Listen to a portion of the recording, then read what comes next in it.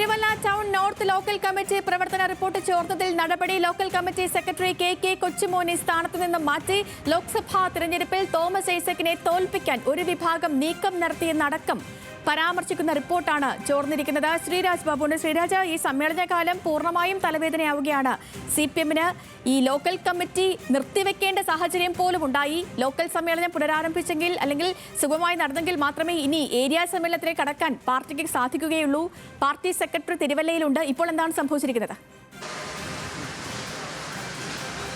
തീർച്ചയായും സെതു, CPIM-ന്റെ സംഘടനാ സമ്മേളനങ്ങൾ നടന്നുകൊണ്ടിരിക്കുന്ന ഒരു കാലഘട്ടമായിരുന്നു ഇത്. ഈ സംഘടനാ സമ്മേളനങ്ങൾ നടന്നുകൊണ്ടിരിക്കുന്ന കാലഘട്ടത്തിൽ തന്നെ CPIM-നുള്ളിലെ വിഭാഗീയത വലിയ രീതിയിൽ പുറത്തു വരുന്ന ഒരു സാഹചര്യമുണ്ടായി. കഴിഞ്ഞ ദിവസങ്ങളിൽ CPIM-ൽ മുൻപെങ്ങും കണ്ടിട്ടില്ലാത്ത തരത്തിൽ കരുനാഗപ്പള്ളി ഏരിയ കമ്മിറ്റി ഒന്നടങ്കം പിരിച്ചുവിടുന്ന ഒരു സാഹചര്യവും നിലവിൽ നമ്മൾ കണ്ടതാണ്. അതിന് പിന്നാലെയായിരുന്നു തിരുവല്ലയിലും CPIM-നുള്ളിൽ വിഭാഗീയ പ്രശ്നങ്ങൾ വലിയ തോതിൽ മറനീക്കി പുറത്തു വരുന്ന സാഹചര്യമുണ്ടായത്. അതിൻ്റെ അടിസ്ഥാനത്തിലാണ് CPIM സംസ്ഥാന സെക്രട്ടറി MV ഗോവിന്ദൻ മാസ്റ്റർ നേരിട്ടെത്തി CPIM പത്തനംതിട്ട ജില്ലാ സെക്രട്ടേറിയറ്റ് യോഗം CPIM ജില്ലാ കമ്മിറ്റി ഓഫീസിൽ വെച്ച് അല്പസമയം മുൻപ് കൂടിയത്. ജില്ലാ സെക്രട്ടേറിയറ്റ് യോഗത്തിന് ശേഷം ഏരിയ കമ്മിറ്റി യോഗവും തിരുവല്ല ഏരിയ കമ്മിറ്റി യോഗവും അതുപോലെ തന്നെ Thiruvalla town north local committee യോഗവും ഈ ജില്ലാ കമ്മിറ്റി ഓഫീസിൽ വെച്ച് കൂടി.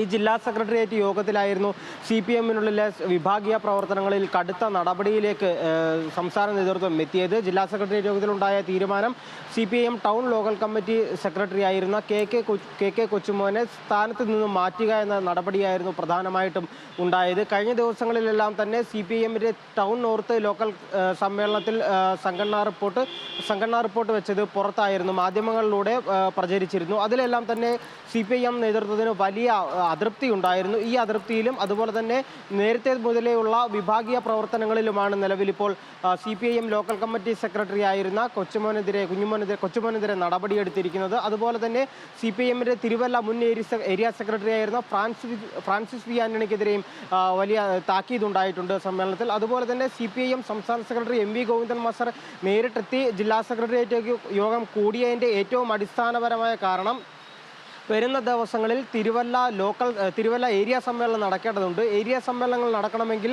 ഏരിയ കമ്മിറ്റിക്ക് കീഴിലെ ലോക്കൽ സമ്മേളനങ്ങൾ പൂർത്തിയാക്കണം. ഈ ലോക്കൽ സമ്മേളനങ്ങൾ പൂർത്തിയാക്കിയാൽ മാത്രമേ സംഘടനാ രീതി അനുസരിച്ച് ഏരിയ സമ്മേളനങ്ങൾ കൂടാൻ കഴിയുകയുള്ളൂ. ആ സംഘടനാ സമ്മേളനം നടക്കുന്ന കാലഘട്ടത്തിൽ തന്നെയായിരുന്നു, അല്ലെങ്കിൽ ആ സംഘടനാ സമ്മേളനങ്ങൾ കൂടുന്ന കാലയളവിൽ തന്നെയായിരുന്നു തിരുവല്ലയിലും വിഭാഗീയ പ്രവർത്തനങ്ങൾ വലിയ രീതിയിൽ മറനീക്കി പുറത്തു വന്നത്. അപ്പോൾ ഈ വിഭാഗീയ പ്രവർത്തനങ്ങൾ ഒഴിവാക്കുക, വിഭാഗീയ പ്രവർത്തനങ്ങൾക്ക് ഒരു അന്ത്യം കൊണ്ടുവരിക, സുഗമമായി ഒരു ലോക്കൽ സമ്മേളനം നടത്തുക, അതിലൂടെ സുഗമമായി ഒരു തിരുവല്ല ഏരിയ സമ്മേളനം നടക്കുക എന്ന ഉദ്ദേശം കൂടി CPIM നേതൃത്വത്തിനുണ്ട്.